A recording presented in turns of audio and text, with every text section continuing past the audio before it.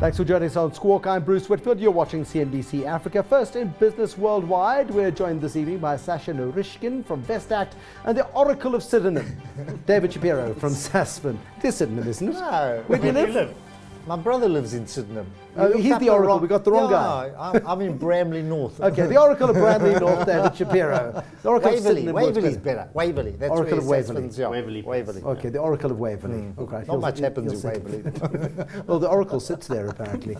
Tell me about. We'll talk about Michael Jordan later because he's coming. Now, you know, the one thing is that I'm sure that Jacques Cilliers is a Springbok rugby player. I'm sure that if you look through all the rugby players that have ever played, there are going to be 100 different Jacques Cilliers. So you can't say that no one knows Jacques Cilliers. Well, not this one. No. Okay. Tell me about markets, David. The rand has collapsed. Markets have had a pretty good week as a result of it. But everyone's feeling very vulnerable, very tetchy and very edgy. First of all, globally, we're going to go through periods like we're going through at the moment, you know, where every time Bernanke says that there's a chance of coming off QE3, everybody runs. And in fact, it's very good news because it means that the American economy is self-sustaining. So that's actually good news.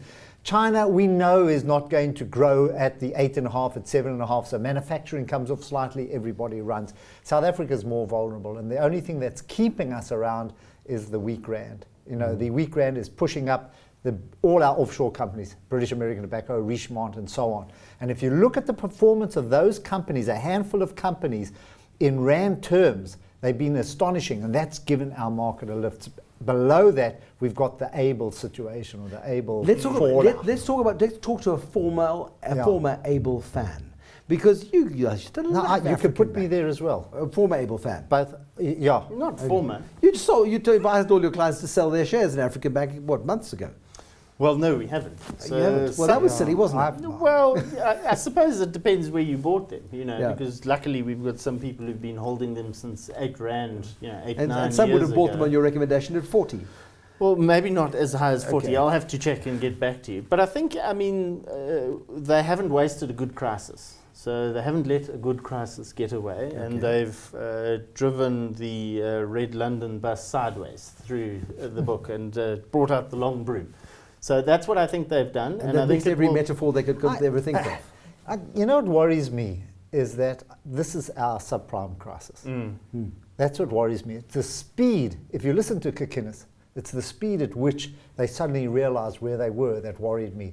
And this is going to come through in, I think, other banks. If you talk to the major banks, you'll find that area of the market is under a lot of pressure. And I think it's worse than we think. And I think it's going to fall through at the bottom. I think another topic for Michael Jordan. Here's a little question for you. What is the market capitalization of African Bank Investments Limited at the moment, roughly? Today, I would say somewhere in the region of 18 to 20 billion. 14 to 15 billion rand. How much did they pay for Ellerines? Oof, I can't remember, Bruce. 10.6 billion rand they paid for Ellerines. Sure.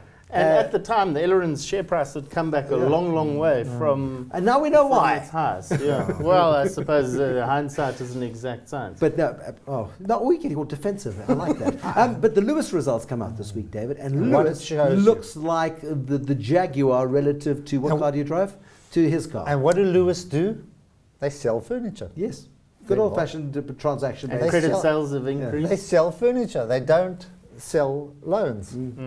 And I think that's the difference. That's what's come through. So they focused on selling furniture rather than on selling loans. And I think all the furniture companies, JD, etc., have made unsecured lending a huge part of their business. Suddenly, game over. Yeah. Although credit sales are what? They were 75%. Yeah, but credit sales is different. You know, it's not a loan. It's security of some sort. Yeah, and somebody might come and take your couch away if you don't pay for it, and there is that constant reminder there. There is when you sit on it and watch TV. Exactly. Yeah. Well, the TV was taken last week, but that's another story altogether. Give me a sense, please, of SAB Miller, which continues to pour lots of beer all over the world. You're not a fan of British American Tobacco, I know that, but the other side of the sin argument is the fantastic numbers that keep coming out of SAB. And where they've managed to differentiate themselves from the other global players is they don't try and push their brand. They'll buy someone else's brand and they'll say, let's grow this brand, let's maybe make this premium subset, and they've done that brilliantly. You know, they've gone for local brands. They've gone for local brands as opposed to the global stuff. It's Alan Clark. Alan Clark's the new guy. Was asked a question this morning on Bloomberg's and that, and said, what's your favorite beer? What?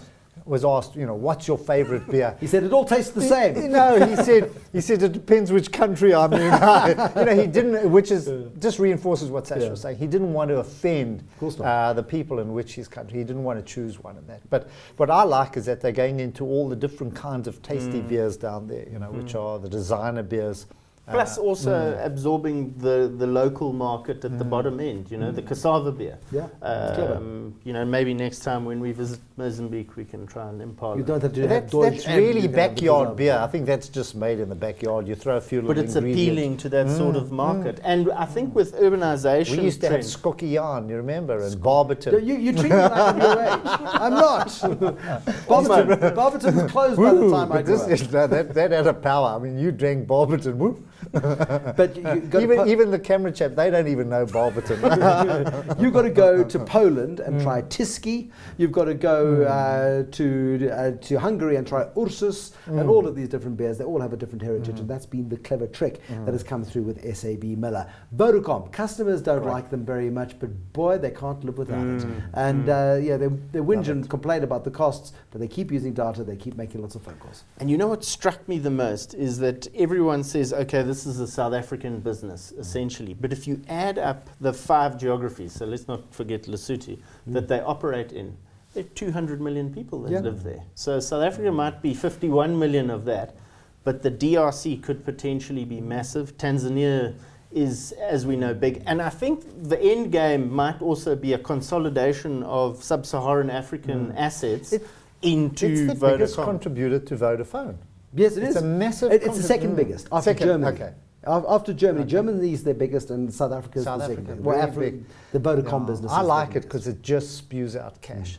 And there's a new word I learned. It's got an ecosystem.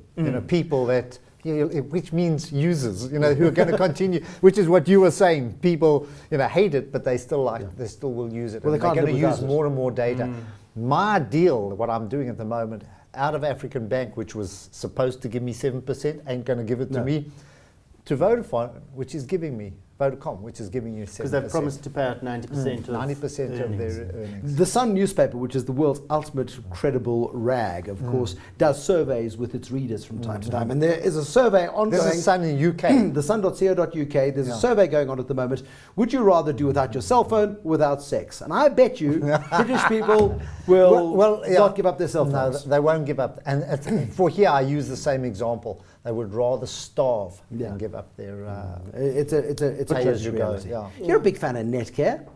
Well, yeah, biggish, Well, you're a big guy. I quite like the theme of healthcare. Even though they're broken in the UK. Totally. I wouldn't say they're totally broken. And they've slimmed that business down from what they used to have. I think when they bought it, they had 117 different hospitals. I don't even think they've got half of that now. So they've sold it off in bits and pieces. Obviously, the timing wasn't great because they bought the property assets on the assumption that, property markets always go up. And then, of course, 2008 came along and gave us a big reminder that that doesn't always happen. So they're going to refinance that by October, but they've indicated they shouldn't really have a problem. No, they've done well. They've done very well locally. I always question management who went into that kind of contract. I say, yes, okay, you're doing pretty well. Rather give me life healthcare or give me Mediclinic. But David, one looks at the sets of results coming out at the moment. There's SAB Miller, there's Vodacom, Ignore African Bank, Barlow World, Netcare, South African business doing okay. All of these companies coming out, Lewis coming out with fantastic results in what is supposed to be a gloomy, depressed, rabidly horrible Can environment. you imagine if those people actually ran the government and ran the economy, what this country would be like? It would be very expensive to live here. You mean their salaries? Yeah, I think those salaries sector, are cheap compared to Nkandla and all the other issues that we have in government with all they wouldn't need the kind of secret service that they have and all those issues around that. So, but what I'm saying is it just all credit to our private sector who under the most difficult circumstances just managed to produce these staggering results. Okay, but that's a good view as well. How worried are we about the inflation picture? Worried. How worried? Worried. Very On a worried. scale of 1 to 10. 65 against the dollar. Yeah. And we're importing. We've said this many times before. Everything that we use in the studio is brought in from outside of South Africa and that. And what do Except we this export? Other than Except your this- tailor-made this- suits, Except this chipboard, yeah, and I think Oh, this is made chipboard, somewhere in the yeah. Cape Flats. Yeah, but the cloth came from overseas, you know.